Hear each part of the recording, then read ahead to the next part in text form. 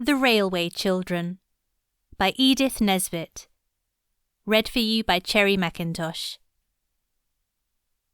Chapter 1. The Beginning of Things. They were not railway children to begin with. I don't suppose they had ever thought about railways except as a means of getting to Maskelyne and Cook's, the pantomime, zoological gardens, and Madame Tussaud's. They were just ordinary suburban children, and they lived with their father and mother in an ordinary red brick-fronted villa with coloured glass in the front door, a tiled passage that was called a hall, a bathroom with hot and cold water, electric bells, French windows, and a good deal of white paint, and every modern convenience, as the house agents say. There were 3 of them. Roberta was the eldest. Of course, mothers never have favourites, but if their mother had to have a favourite, it might have been Roberta. Next came Peter, who wished to be an engineer when he grew up, and the youngest was Phyllis, who meant extremely well. Mother did not spend all her time in paying dull calls to dull ladies and sitting dully at home waiting for dull ladies to pay calls to her. She was almost always there, ready to play with the children and read to them and help them to do their home lessons. Besides this, she used to write stories for them while they were at school and read them aloud after tea. And she always made up funny pieces of poetry for their birthdays and for other great occasions, such as the christening of the new kittens, or the refurnishing of the doll's house, or the time when they were getting over the mumps. These 3 lucky children always had everything they needed: pretty clothes, good fires, a lovely nursery with heaps of toys, and a Mother Goose wallpaper. They had a kind and merry nursemaid, and a dog who was called James and who was their very, very own. They also had a father who was just perfect, never cross, never unjust, and always ready for a game. At least, if at any time he was not ready, he always had an excellent reason for it, and explained the reason to the children so interestingly and funnily that they felt sure he couldn't help himself. You will think that they ought to have been very happy, and so they were, but they did not know how happy till the pretty life in the red villa was over and done with, and they had to live a very different life indeed. The dreadful change came quite suddenly. Peter had a birthday, his 10th. Among his other presents was a model engine more perfect than you can ever have dreamed of. The other presents were full of charm, but the engine was fuller of charm than any of the others were. Its charm lasted in its full perfection for exactly 3 days. Then, owing either to Peter's inexperience or Phyllis's good intentions, which had been rather pressing, or to some other cause, the engine suddenly went off with a bang. James was so frightened that he went out and did not come back all day.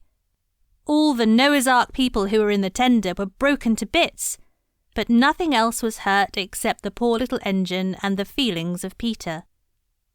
The others said he cried over it. But of course boys of 10 do not cry, however terrible the tragedies may be which darken their lot. He said that his eyes were red because he had a cold. This turned out to be true, though Peter did not know it when he said it. And next day he had to go to bed and stay there. Mother began to be afraid that he might be sickening for measles, when suddenly he sat up in bed and said, "I hate gruel, I hate barley water, I hate bread and milk. I want to get up and have something real to eat." "What would you like?" Mother asked. "A pigeon pie," said Peter eagerly. "A large pigeon pie, a very large one." So Mother asked the cook to make a large pigeon pie. The pie was made, and when the pie was made, it was cooked, and when it was cooked, Peter ate some of it, and after that his cold was better.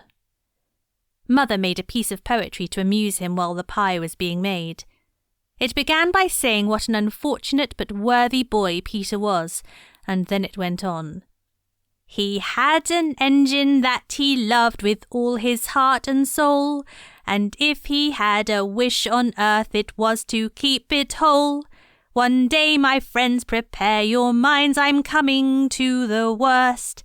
Quite suddenly, a screw went mad, and then the boiler burst.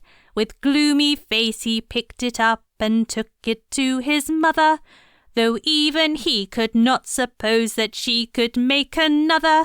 For those who perished on the line, he did not seem to care, his engine being more to him than all the people there. And now you see the reason why our Peter has been ill. He soothes his soul with pigeon pie, his gnawing grief to kill. He wraps himself in blankets warm and sleeps in bed till late, determined thus to overcome his miserable fate. And if his eyes are rather red, his cold must just excuse it. Offer him pie, you may be sure he never will refuse it. Father had been away in the country for 3 or 4 days. All Peter's hopes for the curing of his afflicted engine were now fixed on his father, for father was most wonderfully clever with his fingers. He could mend all sorts of things. He had often acted as a veterinary surgeon to the wooden rocking horse. Once he had saved its life when all human aid was despaired of, and the poor creature was given up for lost, and even the carpenter said he didn't see his way to do anything. And it was father who mended the doll's cradle when no one else could, and with a little glue and some bits of wood and a penknife, made all the Noah's Ark beasts as strong on their pins as ever they were, if not stronger. Peter, with heroic unselfishness, did not say anything about his engine till after father had had his dinner and his after-dinner cigar. The unselfishness was mother's idea, but it was Peter who carried it out, and it needed a good deal of patience too. At last mother said to father, "Now, dear, if you're quite rested and quite comfy, we want to tell you about the great railway accident and ask your advice." "All right," said father. "Fire away." So then Peter told the sad tale and fetched what was left of the engine. Said father, when he had looked at the engine over very carefully. The children held their breaths. "Is there no hope?" said Peter in a low, unsteady voice. "Hope? Rather! Tons of it!" said father cheerfully. "But it'll want something besides hope. A bit of brazing, say, or some solder and a new valve. I think we'd better keep it for a rainy day. In other words, I'll give up Saturday afternoon to it, and you shall all help me." "Can girls help to mend engines?" Peter asked doubtfully. "Of course they can. Girls are just as clever as boys, and don't you forget it. How would you like to be an engine driver, Phil?" "My face would always be dirty, wouldn't it?" said Phyllis in an unenthusiastic tone. "And I expect I should break something." "I should just love it," said Roberta. "Do you think I could when I'm grown up, Daddy? Or even a stoker?" "You mean a fireman," said Daddy, pulling and twisting at the engine. "Well, if you still wish it when you're grown up, we'll see about making you a firewoman. I remember when I was a boy." Just then there was a knock at the front door. "What on earth?" said father. "An Englishman's house is his castle, of course, but I do wish they built semi-detached villas with moats and drawbridges." Ruth, she was the parlour maid and had red hair, came in and said that 2 gentlemen wanted to see the master. "I've shown them into the library, sir," said she. "I expect it's a subscription to the vicar's testimonial," said mother. "Or else it's the choir holiday fund. Get rid of him quickly, dear. It does break up an evening so, and it's nearly the children's bedtime." But father did not seem to be able to get rid of the gentleman at all quickly. "I wish we had got a moat and drawbridge," said Roberta. "Then when we didn't want people, we could just pull up the drawbridge and no one could get in. I expect father will have forgotten about when he was a boy if they stay much longer." Mother tried to make the time pass by telling them a new fairy story about a princess with green eyes, but it was difficult because they could hear the voices of father and the gentleman in the library. and Father's voice sounded louder and different to the voice he generally used to people who came about testimonials and holiday funds. Then the library bell rang, and everyone heaved a breath of relief. "They're going now," said Phyllis. "He's rung to have them shown out." But instead of showing anybody out, Ruth showed herself in, and she looked quite queer, the children thought. "Please, she said. "The master wants you to just step into the study. He looks like the dead, Mum. I think he's had some bad news. You best prepare yourself for the worst, Perhaps it's a death in the family, or a bank busted, or—" "That'll do, Ruth," said Mother gently. "You can go." Then Mother went into the library. There was more talking. Then the bell rang again, and Ruth fetched a cab. The children heard Boots go out and down the steps. The cab drove away and the front door shut. Then Mother came in. Her dear face was as white as her lace collar, and her eyes looked very big and shining. Her mouth looked like just a line of pale red. Her lips were thin and not their proper shape at all. "It's bedtime," she said. "Ruth will put you to bed." "But you promised we should sit up late tonight because Father's come home," said Phyllis. "Father's been called away on business," said Mother. "Come, darlings, go at once." They kissed her and went. Roberta lingered to give Mother an extra hug and to whisper, "It wasn't bad news, Mummy, was it? Is anyone dead, or—" "Oh, nobody's dead, no," said Mother, and she almost seemed to push Roberta away. "I can't tell you anything tonight, my pet. Go, dear. Go now." So Roberta went. Ruth brushed the girls' hair and helped them to undress. Mother almost always did this herself. When she had turned down the gas and left them, she found Peter, still dressed, waiting on the stairs. "I say, Ruth, what's up?" he asked. "Don't ask me no questions and I won't tell you no lies," the red-headed Ruth replied. "You'll know soon enough." Late that night, Mother came up and kissed all 3 children as they lay asleep, but Roberta was the only one the kiss woke, and she lay mousy still and said nothing. "If Mother doesn't want us to know she's been crying," she said to herself as she heard through the dark the catching of her mother's breath, "we won't know it, that's all." When they came down to breakfast the next morning, Mother had already gone out. "To London," Ruth said, and left them to their breakfast. "There's something awful the matter," said Peter, breaking his egg. "Ruth told me last night that we should know soon enough." "Did you ask her?" said Roberta with scorn. "Yes, I did," said Peter angrily.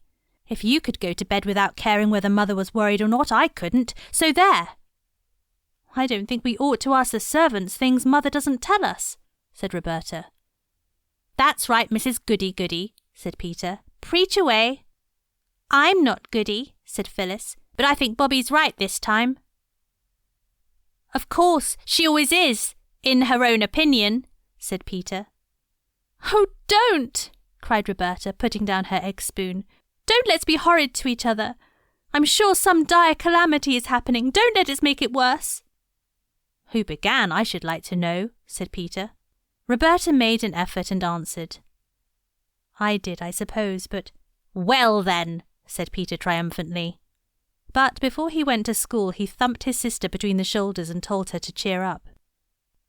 The children came home to 1 o'clock dinner, but Mother was not there, and she was not there at tea time.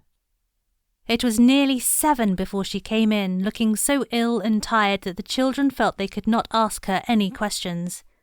She sank into an armchair.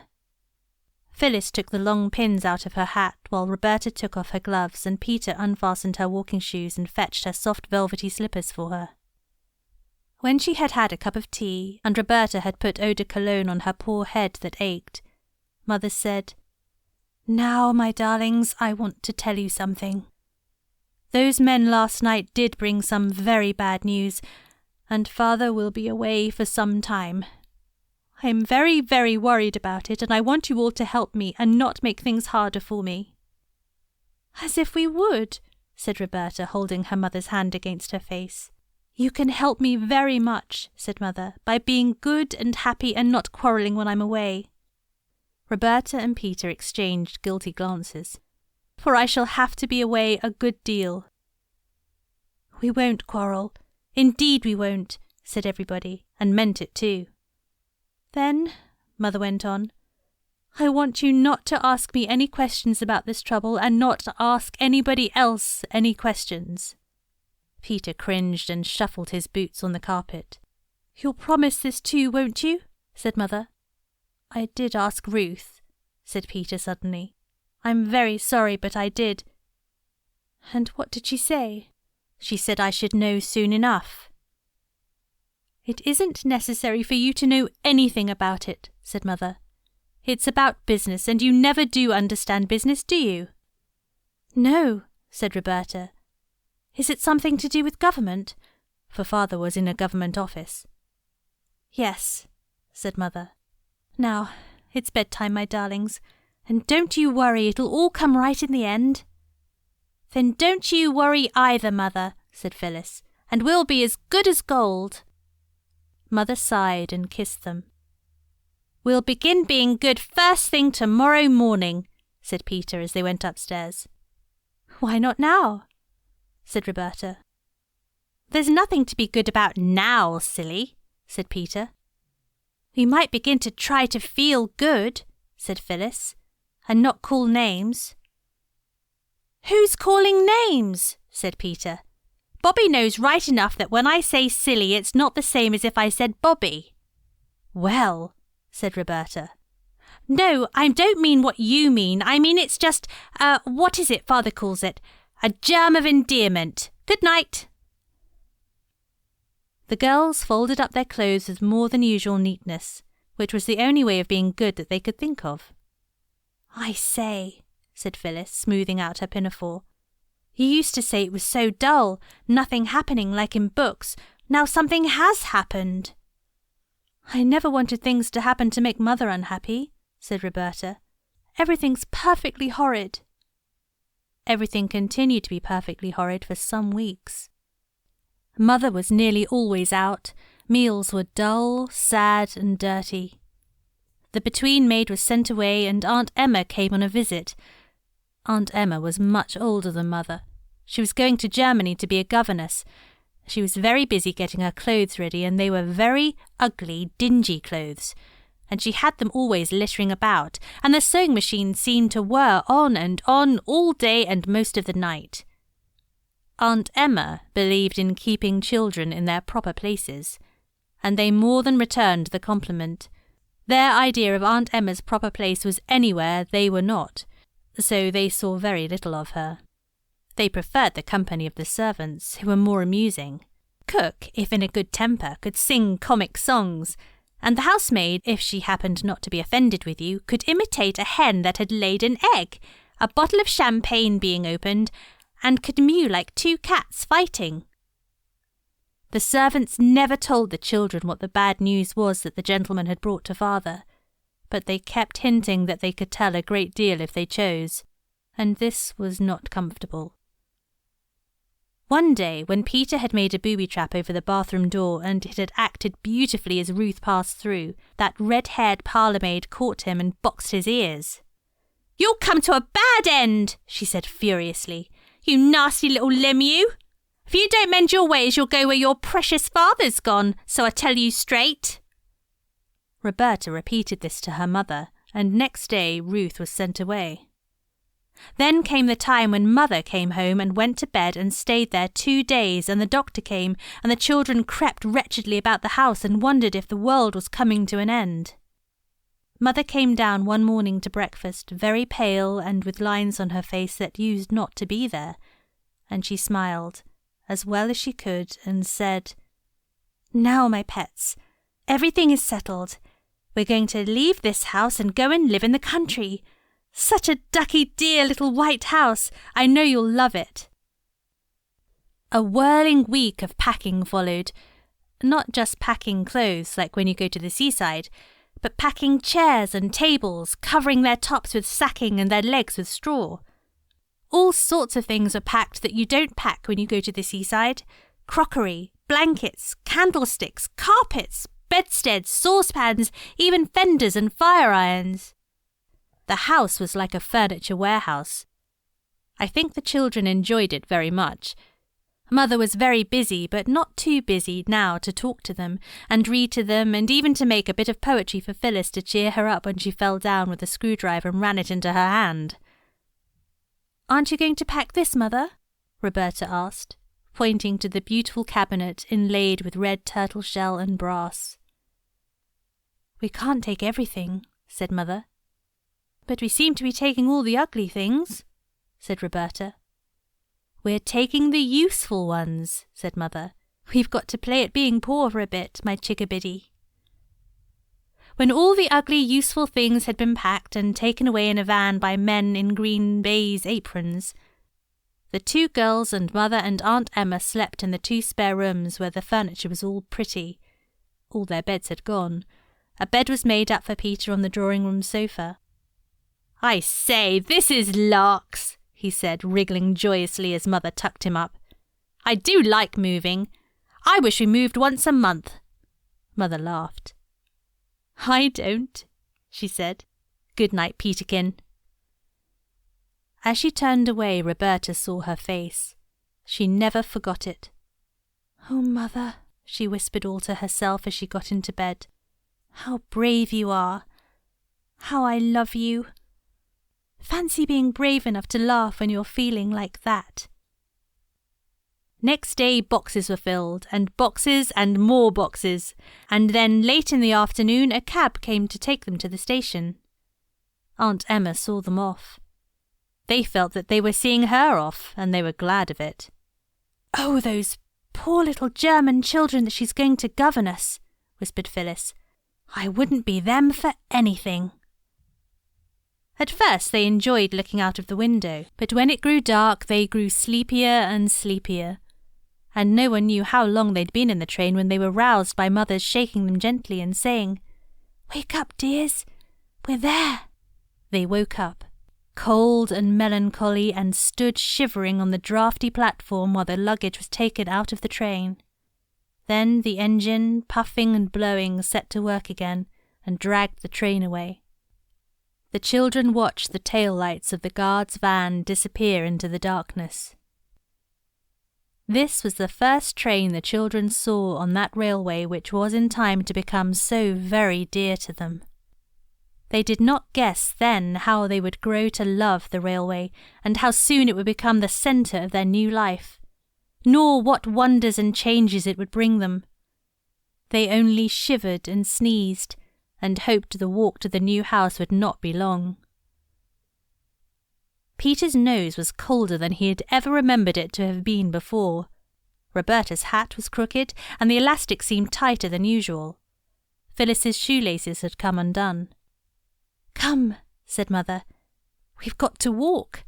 There aren't any cabs here." The walk was dark and muddy.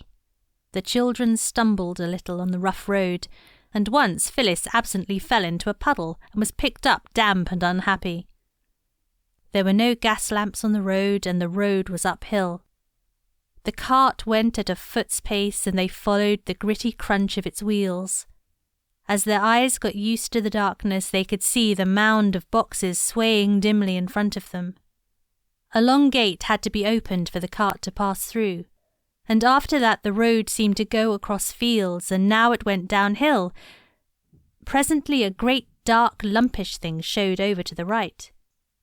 "There's the house," said Mother. "I wonder why she shut the shutters." "Who's she?" asked Roberta. "The woman I engaged to clean the place and put the furniture straight and get supper." There was a low wall and trees inside. "That's the garden," said Mother. "It looks more like a dripping pan full of black cabbages," said Peter. The cart went on along by the garden wall and round to the back of the house, and here it clattered into a cobblestoned yard and stopped at the back door. There was no light in any of the windows. Everyone hammered at the door, but no one came. The man who drove the cart said he expected Mrs. Viney had gone home. "You see, your train was that late," said he. "But she's got the key," said Mother. "What are we going to do?" "Or she'll ha' left that under t' doorstep," said the cartman. "Folks do hereabouts." He took the lantern off his cart and stooped. "Aye, here it is, right enough," he said. He unlocked the door and went in and set his lantern on the table. "Got her candle?" said he. "I don't know where anything is." Mother spoke rather less cheerfully than usual. He struck a match. There was a candle on the table, and he lighted it. By its thin little glimmer, the children saw a large, bare kitchen with a stone floor. There were no curtains, no hearthrug. The kitchen table from home stood in the middle of the room. The chairs were in one corner, and the pots, pans, brooms, and crockery in another. There was no fire, and the black grate showed cold, dead ashes. As the cartman turned to go out after he had brought in the boxes, there was a rustling, scampering sound that seemed to come from inside the walls of the house. "Oh, what's that?" cried the girls. "It's only rats," said the cartman, and he went away and shut the door, and the sudden draught of it blew out the candle. "Oh dear," said Phyllis. "I wish we hadn't come," and she knocked a chair over. "Only the rats," said Peter in the dark.